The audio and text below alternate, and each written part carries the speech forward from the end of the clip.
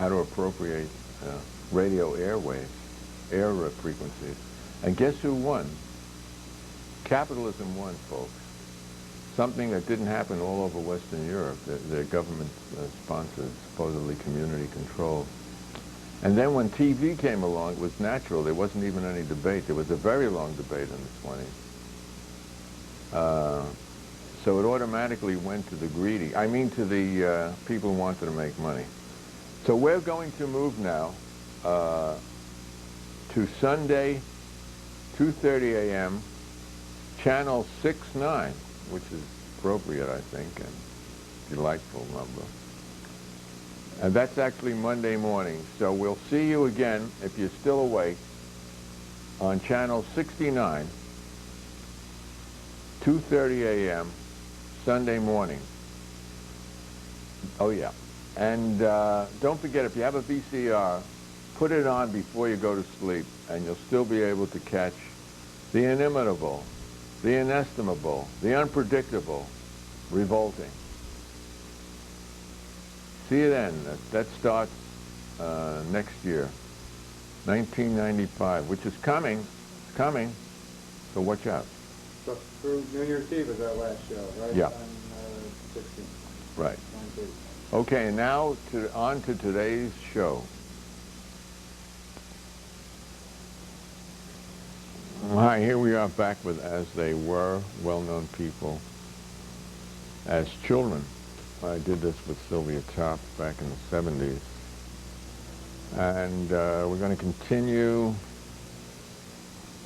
with Gertrude Stein. Even then, she looked like, she looked weird. Came from a rich Jewish family in San Francisco, if I'm not mistaken. Look at those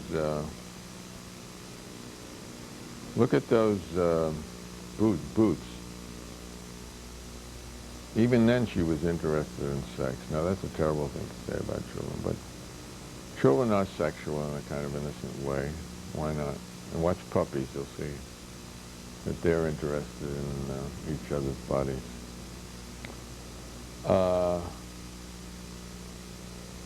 Gertrude, she looks a little sort of forlorn, doesn't she? She looks a little sad, but let's close in on her face.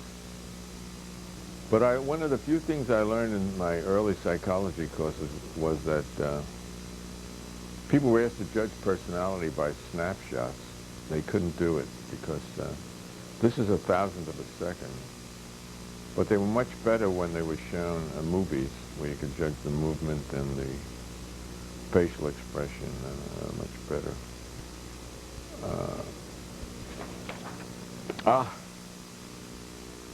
What a gal. You know who that is?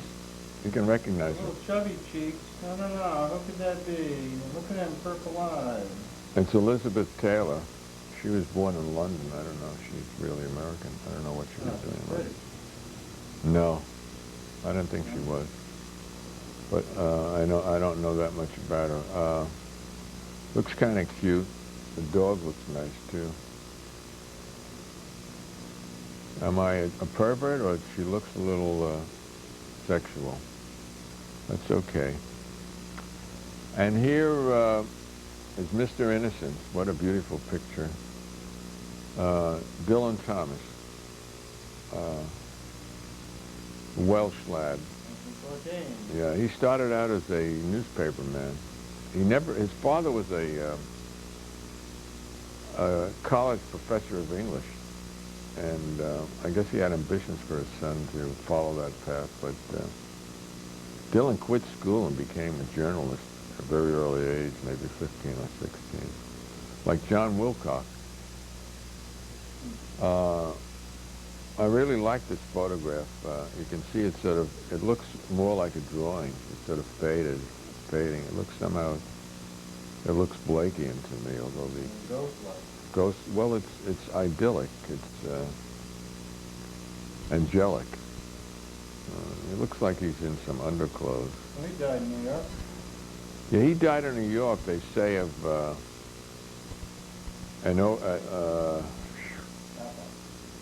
that's what they say, but but it's a mystery, right? Yeah, it was really malted, in fact. No. He always had he had a drinking problem for a long time. He smoked a lot. He had respiratory problems. And after a long bout of drinking, he got sick. But he had been sick before, I think he started drinking. If truth be told, someone tried to get his medical records.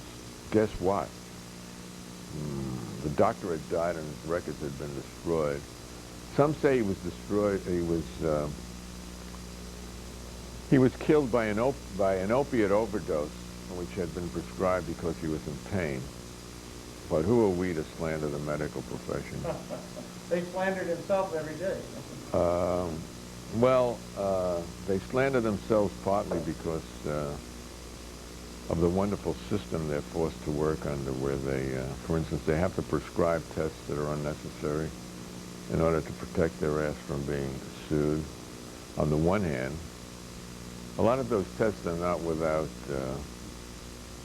danger. I recall the incident of someone having a routine, what they thought was a routine medical exam, an endoscopy, where they put a TV channel up your ass and examine you for polyps, and you can watch yourself on TV.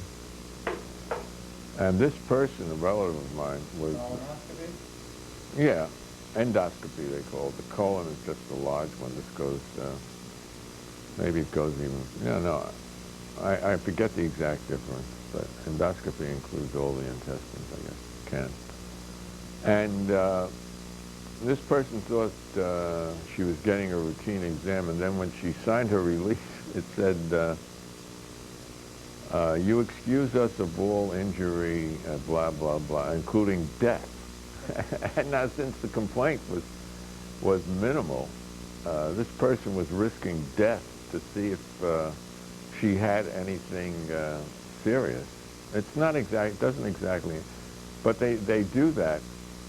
And I'm sure there was a risk of death. I've heard of cases of people.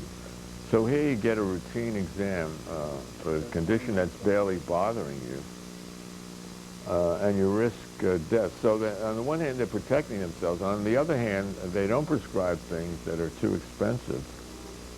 It seems to me that the medical system needs a bunch of correctives, including being free or supported by the general tax fund of all the people who are so rich with their billions that they don't know what to do with their money. But I'm a dreamer, aren't we all? Except this is the country, the only country in the Western world that doesn't have national health plans. How about that? Next. Arturo. Artie? Yeah, he looks like a real lively boy there. Actually, on the photo in front of me, on the finger in front of me, he looks a little softer there. I don't know. Well, didn't he leave Italy to get away from fascism? It's possible he ran into trouble with the, I think maybe he did. That's why he came to the States. He was one of the most prominent Italian conductor, and he left because of Mussolini. You like his sister's expression, isn't that cute? What the heck is that? He was supposedly a terror to his This is musician. before 1880. These photos probably took... Yeah, this is, time to, this would make in 1875.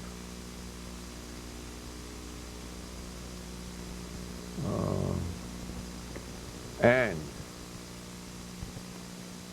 Leon Trotsky. He looks exactly like a friend of mine who was also, ancestors came from the Ukraine.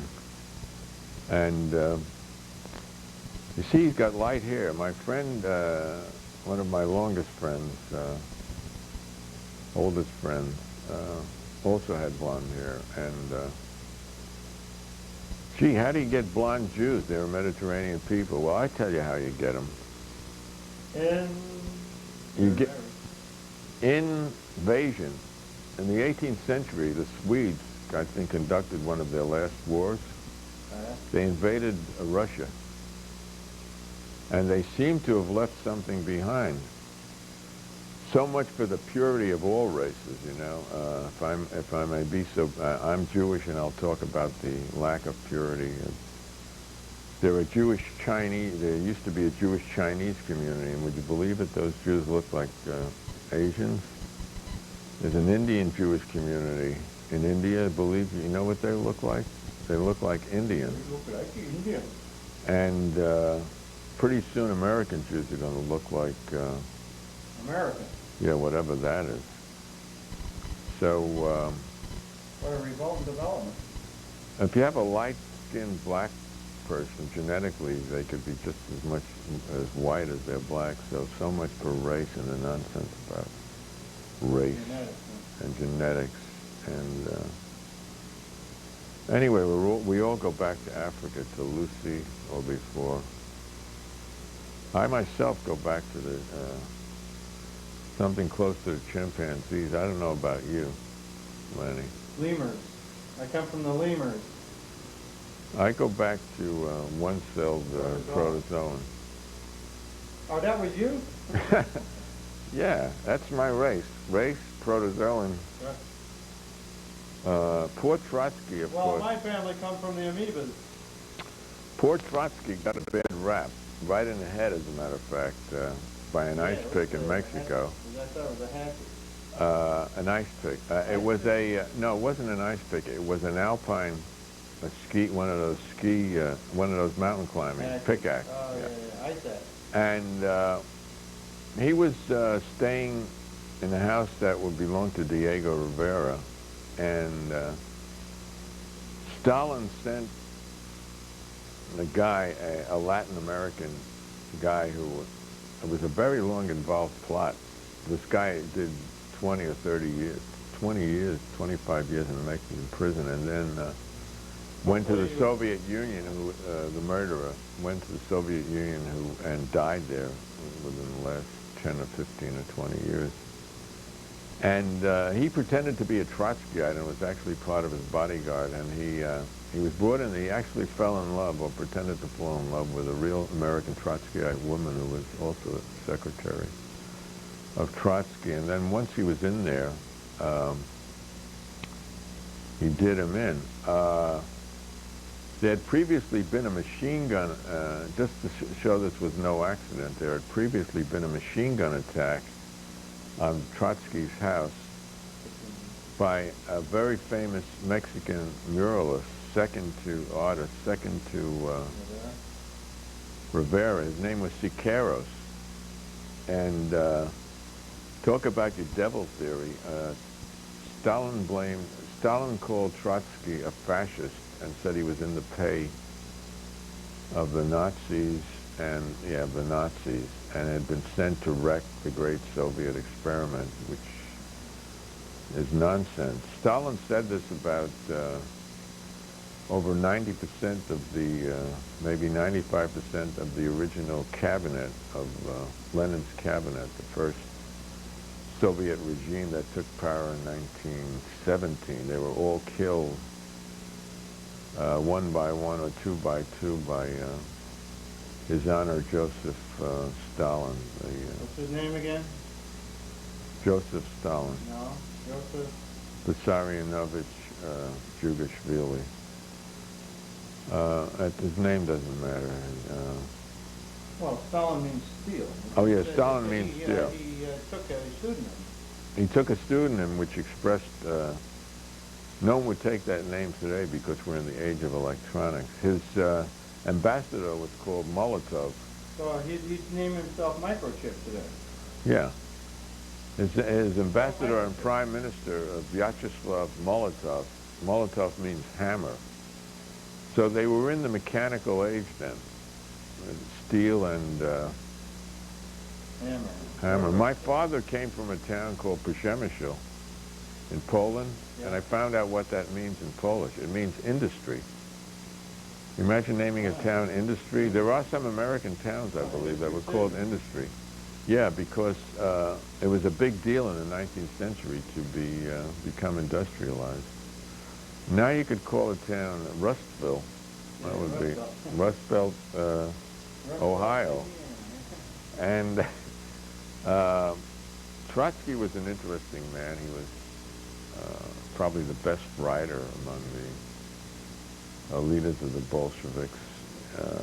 He wrote a great history of the Russian Revolution, which is still a standard text. He was a participant. Stalin did things like talk about rewriting history. Trotsky was second in command, really, to Lenin. I mean, Lenin had his faults, but if we're talking succession, I mean, his faults were major, namely, he killed his opposition. Well, Trotsky was no angel. Didn't he murder No. the Kronstadt sailor? Yeah, he led the charge on Kronstadt, which wiped Anarchist, and that was the last opposition that was permitted in the Soviet Union. One by one, first they eliminated the reactionaries and the counter-revolutionaries, the Tsarist generals. They got rid of them. Then they eliminated the liberals, what would have been Democrats and Republicans, the Kerensky people. Then they eliminated the right-wing socialists, right-wing social revolutionaries. Then they eliminated the centrist social revolutionaries. Then the left-wing, until the left-wing social revolutionaries and the anarchists were the only ones left. Then after Kronstadt, there was no one left but the Bolsheviks. Now the Bolsheviks believed in a kind of internal party democracy too. That is, they believed that people could express different views within the party. There would be factions. There would be one party. But once a decision was made, everyone had to line up and present a common face. In more ways than one. A common face to the outside regime. I used to be around the Trotskyists in the 1940s. Line up, aim, fire.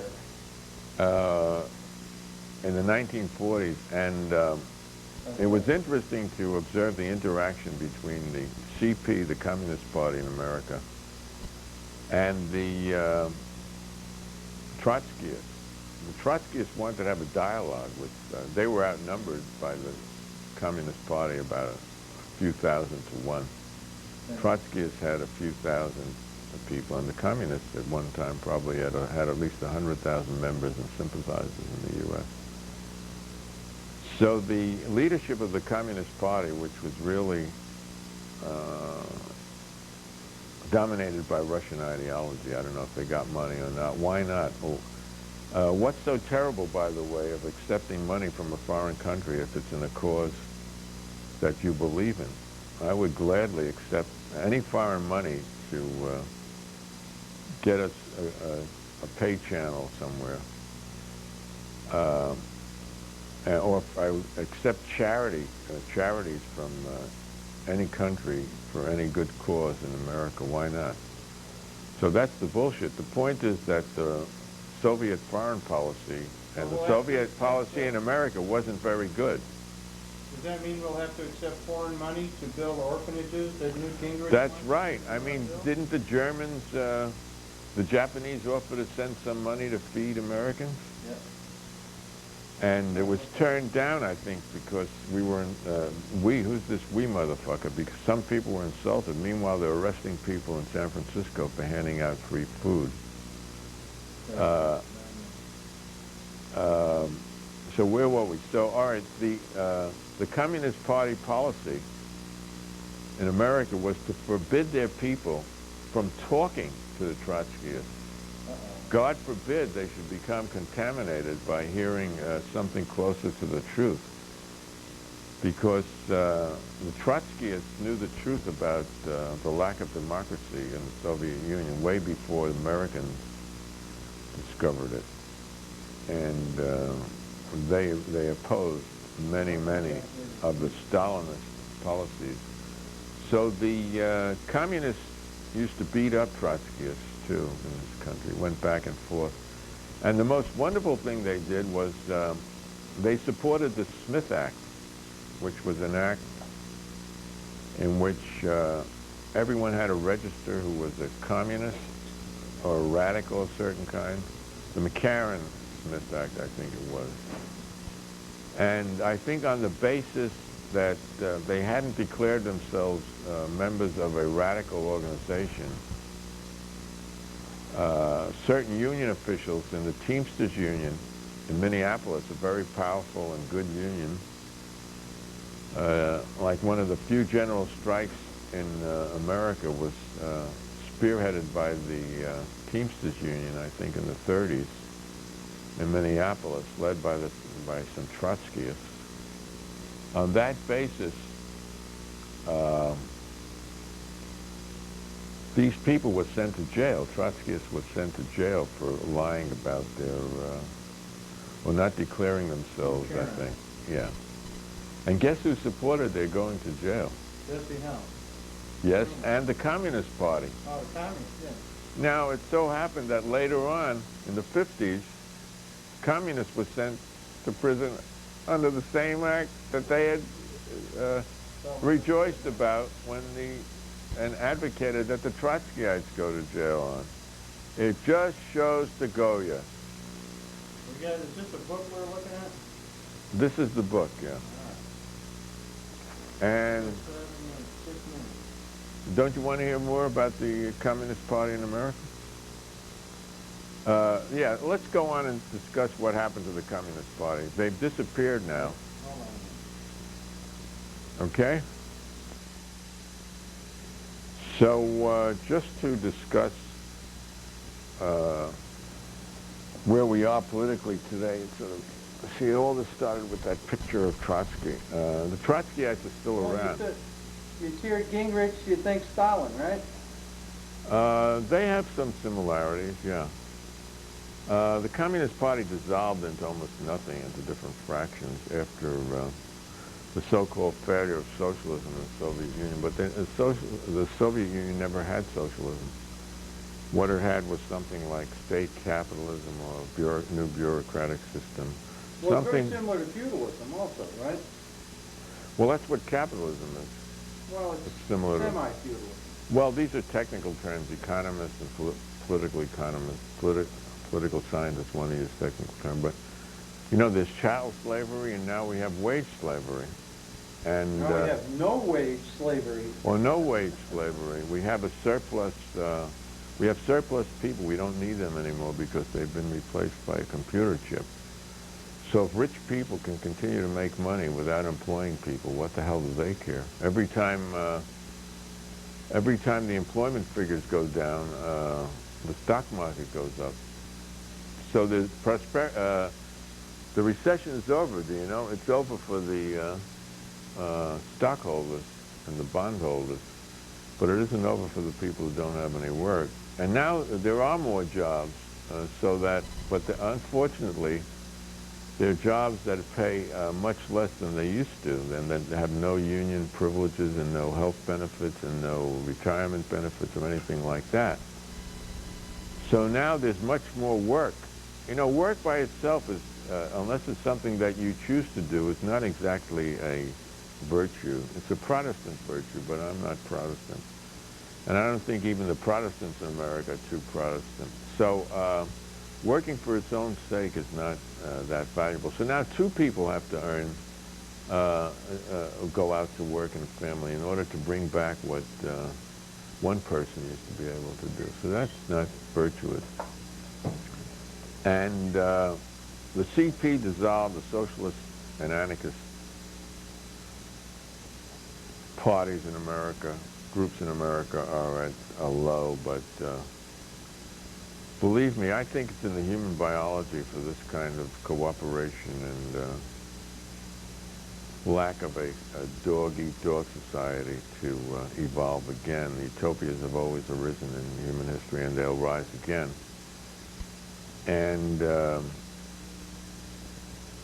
jobs are going out of the country, right? The American capital is still making its money out of the country. Why should they pay an American worker $20 an hour when they can pay a Mexican worker 20 cents an hour, or an Asian worker 20 cents? A Mexican probably gets 30 cents an hour, right? So that's the future for America with GATT and with, what's the other, NAFTA. NAFTA. Yeah, which was opposed strangely by working class people and unions and supported by Mr. Clinton. Well, they keep talking about GATT as how Americans deserve to buy whatever they want. You know, the consumer needs the lowest price. Why artificially jack up the price? Well, what's going to happen is there'll be all these cheap goods, and the 15% of the oligarchy that's going to be running this country will afford it, and the other 85% of us will be left out in the cold. Yeah, the thing is, it means that labor has to organize internationally so that the Mexican worker will make more money. In other words, the problems are insoluble on a national basis because the corporations are international. They have no loyalty. Murdoch gives up his Australian citizenship. He doesn't give a shit about that, so he can own half of American TV. Well, and Ford sells more in Europe than they sell in the U.S. So the Middle East, the Israeli problem will never be solved because it's not the problem of one country, it's the problem of a whole region, and that whole region will never, in my belief, do it under a capitalist society. Well, we're too dependent on fossil fuel. Oil is at the heart of that dispute. Yeah, and at the heart of oil is a few